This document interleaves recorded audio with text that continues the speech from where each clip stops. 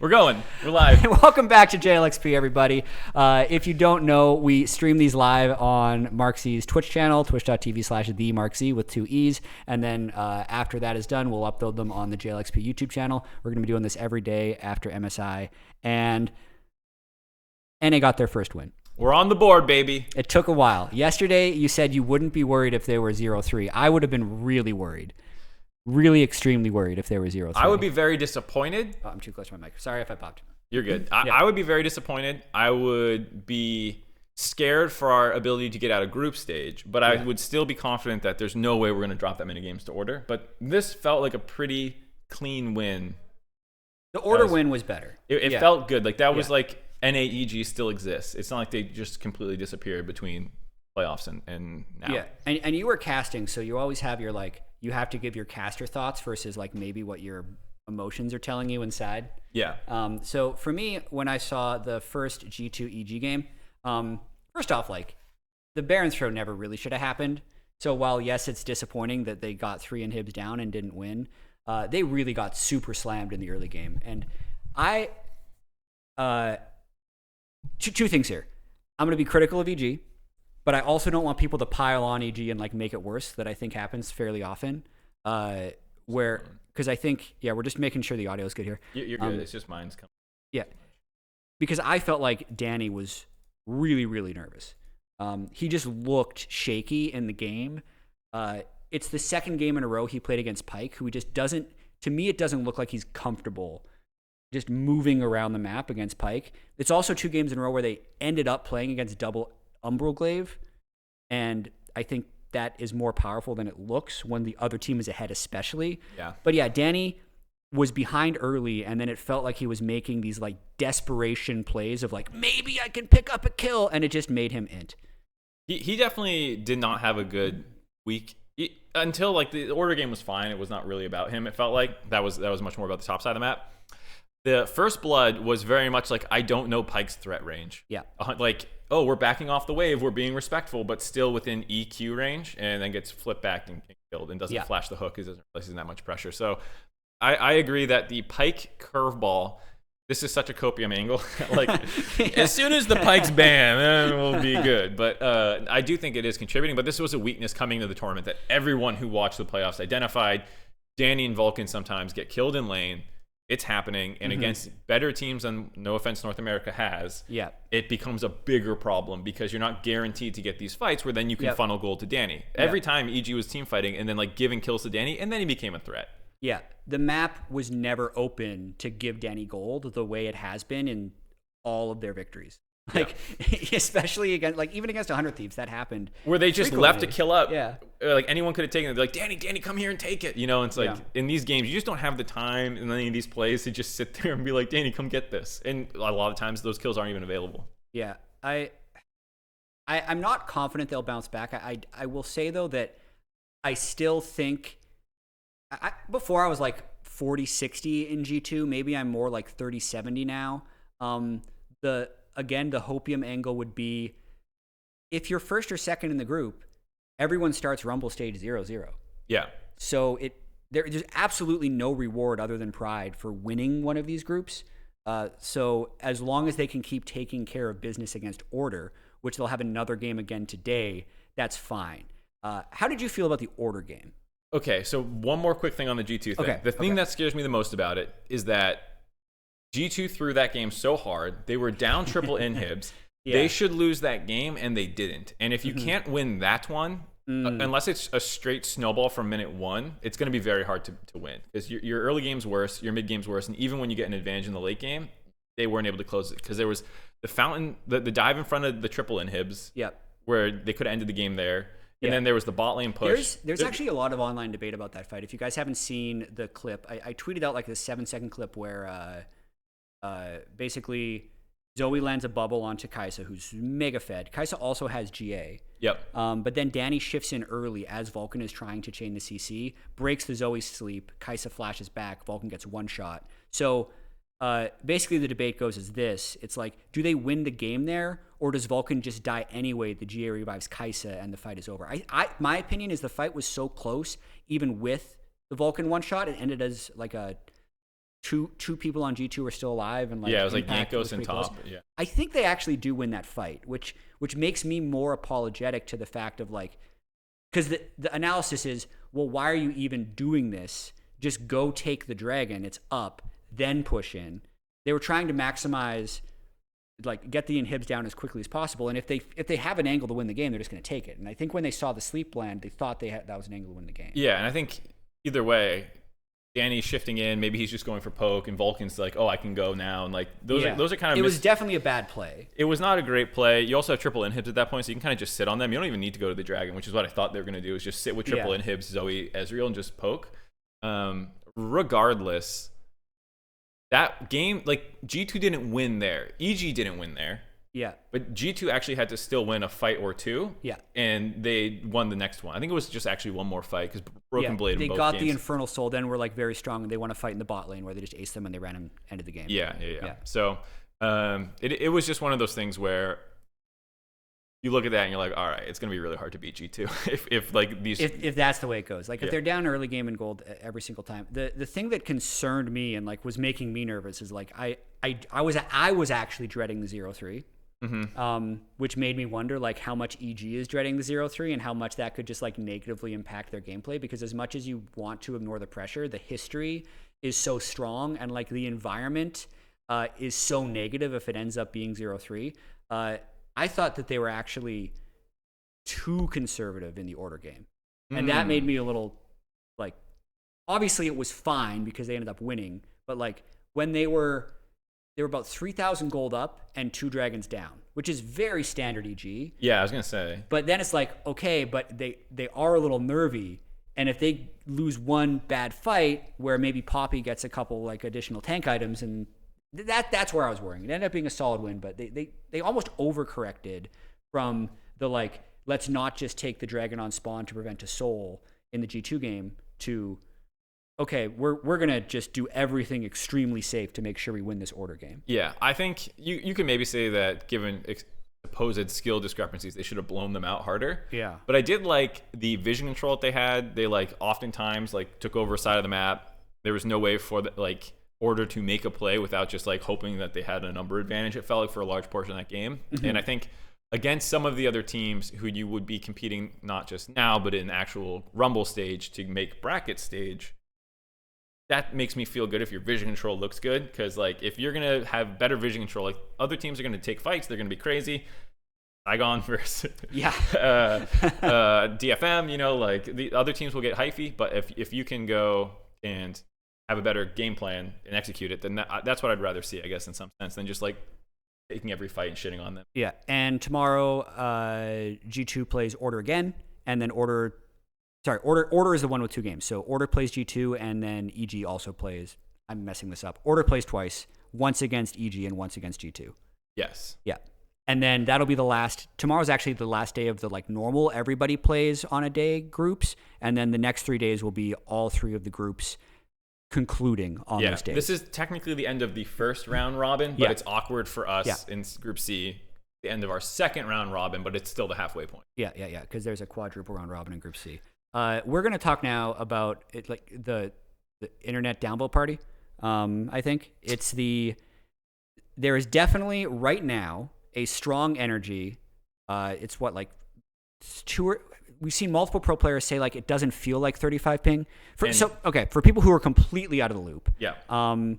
RNG couldn't go to this MSI because of strict lockdown in China, and that's why you see at the start of some of their games them playing in a room that's obviously not on the venue. They also don't have the headsets. There was a LoL Esports post about this morning, actually. If you read it. I saw that. I saw that thread, but I didn't open it. Yeah. So the LoL Esports post basically said the huge restrictions have also made like shipping difficult, so they could not get the headsets or the software to them. So actually, they are playing without white noise.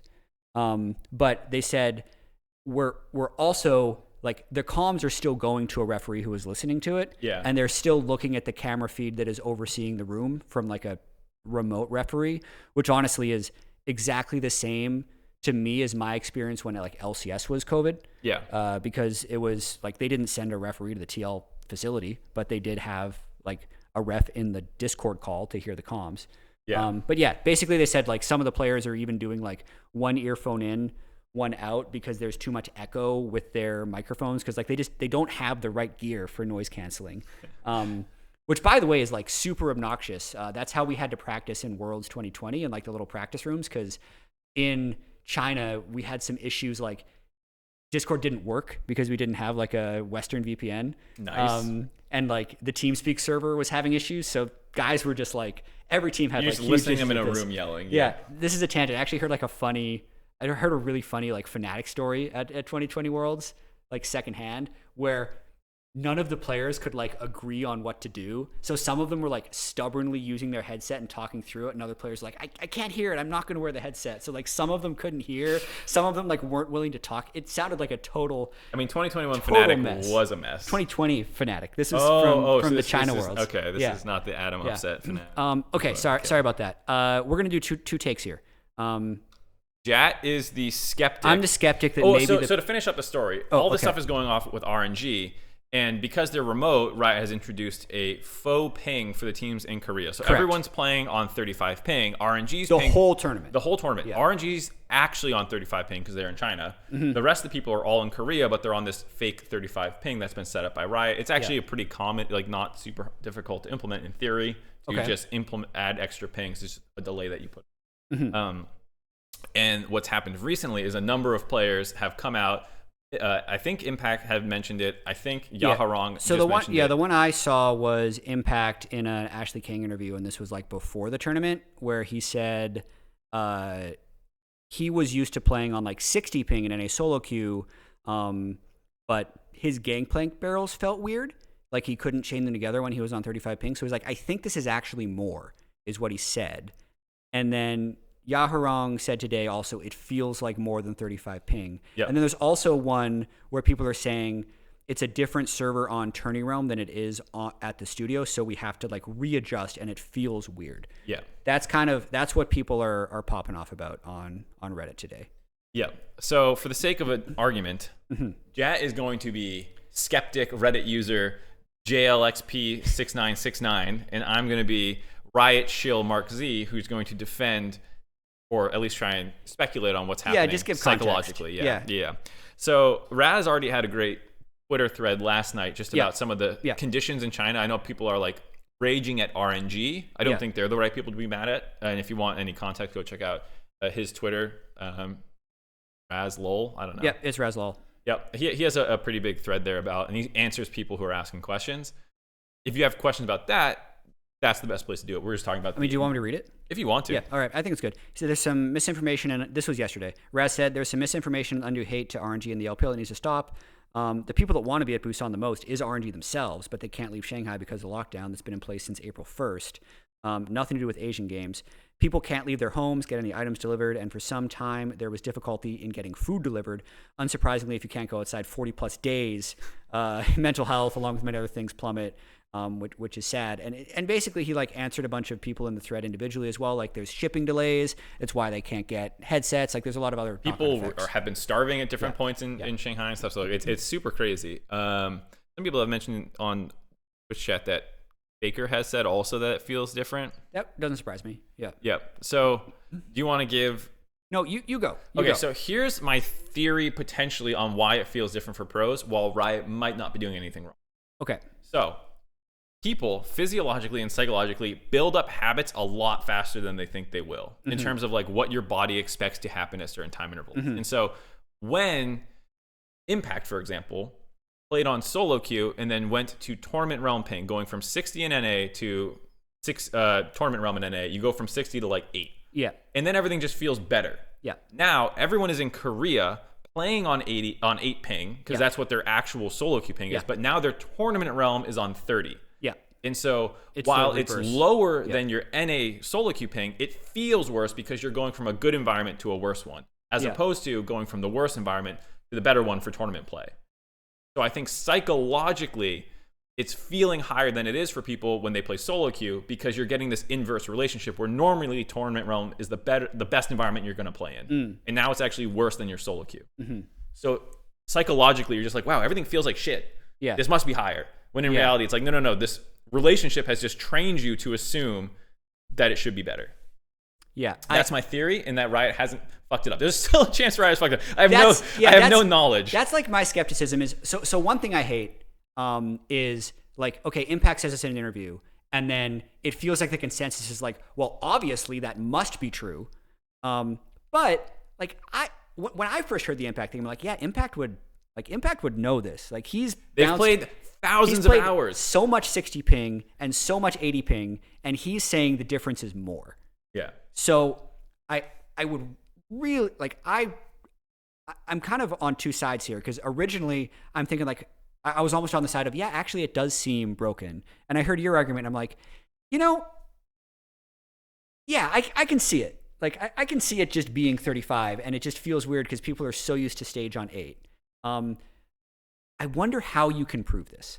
Like that's what I really want. I want some techie article. I want some Riot engineer to come out. Yeah, I want some type of proof, but I actually don't know how you could like prove this. Like, are we putting an input in and then like showing this like slow motion clock of when it registers on like 8 and on 35? Because like one thing that was going to twist me the other way on this was actually Impact talking about the GP barrels. Yeah. Right. And I'm like, okay, if the ping is actually like unplayable, then I'm sorry if my mic is spiking. If the ping is actually unplayable, then GP just wouldn't be played. And we haven't seen GP played, but it's banned still almost all the time. Second phase banned. So like, to me, if the ping was actually like, oh yeah, mechanically impossible to play because barrel chains are actually really timing based, people would be like, yeah, I dare you to play GP on this laggy game. Like, I don't think that's actually what they're thinking online. And when it becomes a bigger conversation as well, I've noticed this, like interviewers will just inherently ask the question, and the pros like not thinking about the PR stance. They're like, yeah, it feels slow. And that's not necessarily like they've done a bunch of testing on their own. So yeah, it's not like they have two computers right next to each other. One's the tournament realm, one's an actual 35 ping environment from China, and they're like looking animation wise at the input timers and everything. Like that would be the kind of test you would need to do. Like, because some people are saying maybe the artificial ping is not real ping in the sense that I saw someone talking about this on Reddit, where like real ping, you get like a little bit of packet loss. There's like a little bit of hitchiness to it. Sure. Which doesn't happen with artificial ping because it's just a flat delay. Right. I'm not sure I buy that argument either. I really want some techie article, because I actually do have a healthy amount of skepticism that it's like a little off, where I have a ton of skepticism is like, yeah, man, this is like 150. Like this is garbage. Like Warwick is coming back. Like it's not that. And I know League was at a different time back then. This is always my like, I'm not trying to be a homer here, but there was this old LoL tournament in like 2011. It was like Rampage King of the Hill. And we entered it as like rock solid. This is before it became Dignitas. This is a boomer story. But European teams could enter too. And we played a best of 3 against Fnatic, where we just swapped regions. You played on the EU ping? We played on EU ping twice and NA ping once. Oh, because it was best of 3. Because it was best of 3. And like we were coming from like the lower end, so they got like ping select. Yeah, ping select. And so that's like, I was in Canada at the time, so my ping to the European server was like 170 or something. And ping select lost all 3 games. Shocker. I mean, like literally, like we won 2 games on the European server. Oh, you're saying it didn't matter. It was the reverse. Yeah. Like the laggy team won all 3 games. So yes, it matters. Yes, it feels weird. Pro players are so in tune with ping. It did feel awful playing, but like there is also so much about League that it's not the decider. Yeah. The thing I say for people to try to see like how quickly the human body can like trick itself. Yeah. Is either wear a pair of like yellow tinted glasses. Like if you're ever skiing and you do this, when you take them off, you wear them for like 30 minutes, you take them off, suddenly the whole world is fucking blue. Or if you ever stand in the doorway, you can do this trick where you like you put your arms, I forget the way you're supposed to position. I think it's like underhand. You push up against the door on both sides with your arms, and you push up for a minute. You take your arms down, and they will just start rising on their own because it's already your body's trained to compensate. You can bite your fingers and like hold them together, and it feels like someone stabbed your fingers. Like there's a bunch of these like little funny tricks you tell kids to do. I got another one. You lie on the ground and someone holds your legs up. Oh yeah. for like 5 minutes, and then you close your eyes and they slowly lower them to the ground, and it feels like your feet are going like through the floor. So you so feel like it's going through. There's so many like of these like little physiological things that like your body quickly acclimates to in like 10 minutes, and then it's like, oh, this is the new normal, and then you go somewhere else, and you're like, whoa. And I'm just like, is something like that happening where they're playing solo queue in the morning? Because a lot of pros warm up with solo queue. Oh, interesting. I don't know. I assume when you were on Team Liquid, your guys would play a game or two in the morning. Or to warm you do up. Or you would do 1v1s or something. Or you do like 1v1s, or you get like your academy team, but obviously at MSI, I think it would be solo queue because you have the Korean server right there. Yeah, and maybe that's to one of those tweets we saw about like the practice PCs at the venue maybe being different from at the hotel or whatever. Who knows? There's a whole bunch of factors that could be beyond, the artificial ping is messed up. Yeah, that is one of the possible factors. But right now it seems like the conversation online is like, oh yeah, clearly Riot messed it up. This is what it is. Riot fucked it up. They love RNG. RNG is the devil, is kind of how the conversation's a little. It's either screw Riot or screw RNG, but either way, it's a little excessive. Agree that it's actually more complex, and I would really like it if they talked about it. I think that's the one thing we can get everyone to universally agree on. You need to say something, because it's going to get worse through the tournament if it's like this at play-ins. Exactly. Yeah. Cool. There were a few other games today, obviously. It wasn't just Ping and EG Really? games. Yeah. So 2 games that I want to talk about. DFM versus Saigon Buffalo, I thought was like a really interesting game. And then Istanbul Wildcats and Red Cannons. I thought the RNG and SKT games were just like super stompy. So don't need to talk about those. Let's start with DFM Saigon. What do you think? It started really good for DFM. Like the first 3 plays on the top side all look super clean, and I started like gearing up the like DFM's the fucking best wildcard region. I started like cranking that machine because I thought for sure it was gonna work out in my favor. And then like Saigon started coming back in the game, and I'm like starting to backpedal, like so I felt a little bad. But I think it was cool. It was cool to see Saigon come back, and as much of a fiesta as that was, I actually think they made good decisions too at points that are getting overlooked. Like. Execution-wise about like macro and like what objectives they wanted and stuff like that. I actually thought Saigon was decent. Yeah, I was actually we talked about this off camera, and I think we missed a good conversation, so I'll retell it. Originally, I was disappointed that DFM didn't win because I really liked the story of them being this like LJL team that doesn't necessarily practice against other LJL teams, but is able to train against like Korea and China, and becomes almost like this like Notre Dame type team who's not part of a conference but can still be a really high tier team, and they could be like, oh yeah, they could just be the team that always makes it to group stage in these internationals because they've been able to improve this core over many years. And then Mark was like, actually I'd like it if Vietnam won, because like they were already the clear sixth best region. They were no longer like a wild card region. And I'm like, oh yeah, actually, yeah, that makes sense. So this result shouldn't be surprising. Like this is the correct level of competitiveness. And makes the rest of this MSI group stage, like I think, really important, because it is a really open field after T1. And I thought Saigon's 80 carry, he's had 2 like really solid Shogun games. looks really good, and people were saying that we didn't give enough credit for them taking the turret plates. I think we mentioned it when they were like top a lot of times. Yeah, well, I thought I was like, I could have sworn I hyped up Shogun a lot in that game. But yeah, he was incredible, and I think the team as a whole lives up to the VCF legacy of just taking tons of fights. There's like a 2-minute long fight in the top lane that was really funny. If you're looking for one of the other games to watch that's not a Western region game, I would say that one. Yeah. The blind pick Urgot was super weird by DFM. They just locked it on 3, which is like right before the second phase of bans, and there were no top lane bans in the rest of the game. I think it's 1, Evie has always had a good Urgot. Yep. And 2, I think it's a call out against I'm forgetting. Yes. Oh, the other top laner? Yeah. Yeah. Whatever. Yeah.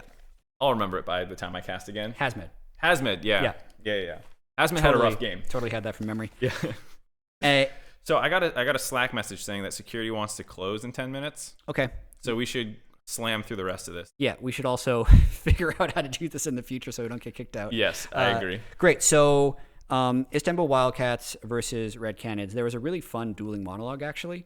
Oh, that was really cool, yeah. Yeah, because there is a passionate Istanbul Wildcats fan in our ranks. For some reason. Yeah. I haven't really confirmed why, but... Yeah, she talked about it in the monologue. She just like see Shoss, some big moments, started following the league, and it just became this cool thing. Yeah. That was a very close game. And this group ends up being super wide open because PSG is 0-2. So it's become a lot more interesting than at first glance. And Red is really going to be kicking themselves because they did a double Umbral Glaive team comp with Jin Umbral and Graves Umbral. They did that in day one as well when they beat PSG. But they just like weren't able to close. And eventually they got outscaled in team fights. I still don't know who's going to be a stronger team in that group, but I feel like even PSG in a world can come back. Absolutely, yeah. This is a group where I think we even talked about yesterday, where it's 6-0 and a bunch of 2 and 4 teams and a bunch of tiebreakers. And like I have no fucking clue because either of these teams looks incredible or terrible. Yeah. Any other thoughts? Mordekaiser beat Brazil, and Mordekaiser is numero uno. So those are my only thoughts about that game, to be honest. Oh, man. Okay. We will figure out exactly how to get the right length of this episode in the future. It's not a bad time, 25. No, I think this was a good episode. We got a lot of discussion in about, like, that's what we'll do. We'll talk about the day, but we'll also talk about whatever the biggest topic is. And I think Ping was just such an overwhelming conversation for, like, a small, passionate subset. Like, some people, like, literally don't care. Well, now you know what to title this because they'll upvote anything. So if you just say MSI Ping broken or something for the title. Riot did it wrong. Riot fucked the ping up. I'm not going to do it. Yeah. Dude, you're going to do it. Clickbait it. I'm not going to do it. Thank you for watching JLXP. Remember, this is streamed on Marxy's Twitch channel at the conclusion of the analyst desk each day and then uploaded onto the JLXP YouTube. Please like and subscribe that. We're going to be doing a lot of episodes during this MSI. Thanks for watching, and I'll see you next time.